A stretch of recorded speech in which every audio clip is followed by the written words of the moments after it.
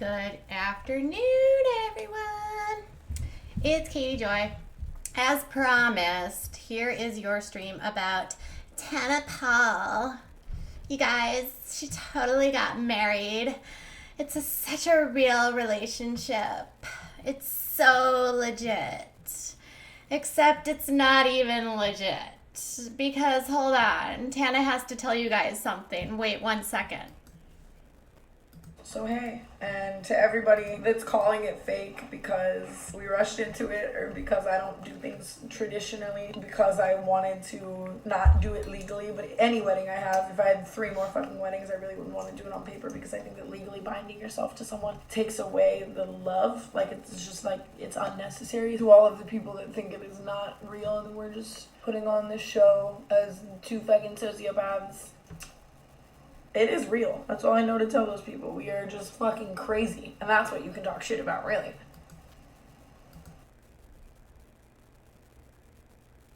It's not real, you guys. It's literally not real. Really, you guys. So Tana says that if she gets married, and when she gets married, if she gets married 3 times or 4 times or 10 times, you guys, you don't need to actually get married legally for it to be real. Oh, I didn't know that. Are we playing dress up? Tana, are we playing dress up? Is this like a cute game that we play on the park? Like, I'm going to pretend to get married and it's going to be really real. And my husband's name is Jake Paul and he's a total douchebag. And he really doesn't even really like me. And we're really doing this not just because we have a relationship, but it's mostly because it's for clout. But you guys, it's all about content, but it's really real. It is. To all the people that say it's not real, it's real. What? It's not real. If you don't have a legally binding contract, your relationship is just a relationship. It is not a marriage. A marriage is a legal joining of 2 people into a union of holy matrimony or marital matrimony or civil matrimony, whatever you want. I have a civil marriage because I did not get married before a pastor. We would have made like our priest like explode in a rage of fire because we had committed so many adulterous sins before we got married. So she says that she's really married, except she's not really married, and that if you're really married, it takes away from the love. Is anybody really married that thinks they love their person less than they were when they were just dating? I don't know. There's actually a lot of benefits to getting legally married, you guys. Like, a lot. And so it's actually not real because you know what? She won't get the same legal benefits as someone who's legally married. Outside of just the love factor, there's an aspect of all of this that makes it so that, being married is beneficial for everybody's benefit. So here's some of this. Now, this all came from NOLO, which is a legal website. But Tana, let's talk about what it means to be legally married. So, you can have medical benefits, Tana. You can get death benefits from your husband, making burial and final arrangements. You are able to get family benefits. You can apply for foster care together. You can share you get receiving shares of marital property in a divorce. You get neighborhood benefits. You can renew leases with your spouse signing for you automatically.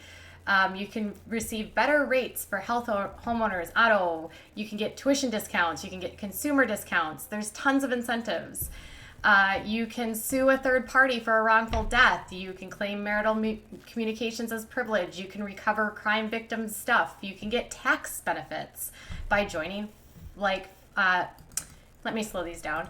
By joint filings, you can create a family partnership under federal tax laws, which allows you to divide business income and family members. There are so many aspects here that isn't just about love when it comes to marriage. It's actually about, the benefits of being able to do things legally on behalf of your spouse. You can do estate planning together, meaning you can set up your inheritances. You can create estate trusts. You can obtain priority if your spouse needs a conservator. If you are needing benefits, you can receive Social Security, Medicare, disability benefits for your spouse. You can get veterans and military benefits. You can receive public assistance. You can obtain health insurance through your spouse's employer. You can take family leaves of absence. You can receive wages, workers' compensation, and retirement plans for a deceased spouse. You can take bereavement leave if your spouse or one of your spouse's close relatives dies. You can get medical benefits, meaning that in the hospital, and if you are their legal spouse, you can be in the intensive care unit or the hospital after normal visiting hours. And if your partner is incapacitated to make their own decisions as your spouse, you get to make those decisions. There's so many things here that make marriage real. So when you don't have a real marriage, Tana, you don't get to do any of those things. So say your little rich boyfriend, which by the way, she talked a lot about in her getting ready with me about how rich he is. They're going to take a private jet that he paid for, and he has a Lamborghini and a Tesla. And spent a lot of time talking about the money, right? Well, Tana, if you're not legally married, guess what? None of that's yours. None of it. Not one fraction of any of that belongs to you. He doesn't have to give you anything. He doesn't have to do anything for you. If he gets sick and is in a car accident, when you go to the hospital, they're going to tell you to go away because you are not next of kin and you are not family. If something happens and you get pregnant, guess what? Paternity isn't automatically determined that it's Jake's kid. Guess what? He is not obligated under the law to do anything until paternity is determined. Meaning that if you have a child with him right now under California law, it's your responsibility, not Jake's. I mean, these are the kinds of things that are practical reasons why people get married, and it's also a reason why it makes bonds a lot more strong, because every single legal aspect of your life is tied to the person that you what? Legally marry. And if something happens and you guys split up, guess what? You guys don't have to get a divorce. So you know what? This is really just, you guys got all dressed up and you're like, I just needed some content. I had to do some content for you guys. Hold on, let me put on my fucking eyelashes. Hold on. Okay, I just really love him and we're sociopathic together. And we just love to be like clout chasers. And we're gonna have this real wedding because when you're really married, you don't really get married. You don't have a legal marriage because then the love isn't there. Okay, now if we get away from all of this, she had an episode this week on MTV, Tana Turns 21. And if you watch it, I don't know if you do, I watch it for you. And in the episode, it was her birthday party, and not the big one that they did in Vegas, which, by the way, he admitted he did that proposal in Vegas as a way to get clout and to get attention. It wasn't like real proposal, but whatever. She's also been called out this week for her fake wedding engagement ring, okay? But in the video, she has this massive party, right? This really, really, really, really, really big party. Big, huge, huge. Hundreds of people are there. They rent a humongous house in the Hollywood Hills and tons of people, and it's totally decked out, and lots of YouTube personalities there, and celebrities are there, and lots of people are coming. And a former member of Team 10, Cole, who, if you've seen the video that he said like why he left Team 10, was invited to the party before he left Team 10. And Jake acted like a deranged 5-year-old who didn't get their cookies from mom and decided to have a temper tantrum and demanded that Tana not invite him or uninvite him to the party. Tana's manager thought that was a really shitty business move to uninvite someone particularly someone who her manager believed they had no business to uninvite simply because Jake didn't want him there. He said that Cole had always been very respectful and he had a very good relationship with him, and as a manager he would never want to put another content creator in a position like that. So he made the decision as her manager and her legal decision maker in that case to not uninvite him because he didn't want to be petty. Well, guess what? Jake shows up and he doesn't go to the party. Seriously, her 21st birthday party where everyone is there and everyone is waiting for him to come. Instead, he gets into a fight with her. He doesn't want to leave. He doesn't want to stay there. He says, "Oh, you can leave with me if you want." She's not going to be able to leave with you, Jake, because it's her party and there's like literally 600 people there for her. So he left like a spoiled brat and she stayed there and just took the scraps that he gave her and was just like, "It's okay, everything will be fine. I'll make it up to you at some point." He treats her like garbage. If this is the kind of relationship she wants, fine. You can have Jake's scraps and his Lamborghinis and the money, but he's literally... Oh, and then in her video today, she's talking about how she's going on her honeymoon. You guys, Jake is literally in Ibiza with his brother, or maybe they're back now.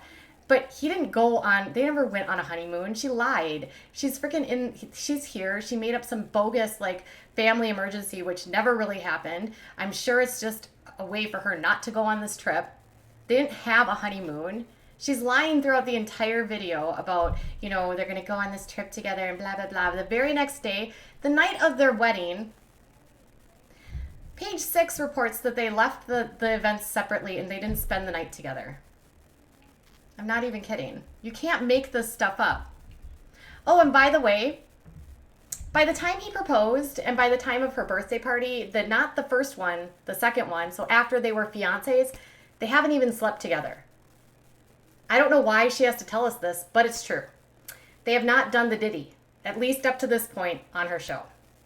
And they probably still haven't done the Diddy yet. So again, this is not a real relationship. I mean, these are two hypersexual beings, and she talks about doing it all the time, and she's not doing it with him, but it's real. Sure, Tana. So, dear Tana, your relationship is not worth the paper that it's written on. It's not even written on paper. Your relationship is pointless, worthless, and stupid. You are not even really dating him. You keep trying to lie and pretend. I can't believe people still watch your videos because 2 million people have already watched this video and probably believe you and think that, oh, you guys have the best relationship ever. You don't. You really don't. You're basically like kind of boyfriend and girlfriend, maybe sort of. I still am not unconvinced that he's just your side piece. And I kind of feel like you're probably his side piece, that he's escalated to a higher side piece because he could get some clout off you being on MTV, and he could get his face on MTV, which gets him more clout. Jake's an opportunist, so is Tana. They're both incredibly sociopathic narcissists, and they will continue to lie, and for some reason, teenagers will continue to believe their bullshit. So that's all I've got for you on Tana. Tell me what your thoughts are. All right, I'll be back later with more something. Bye.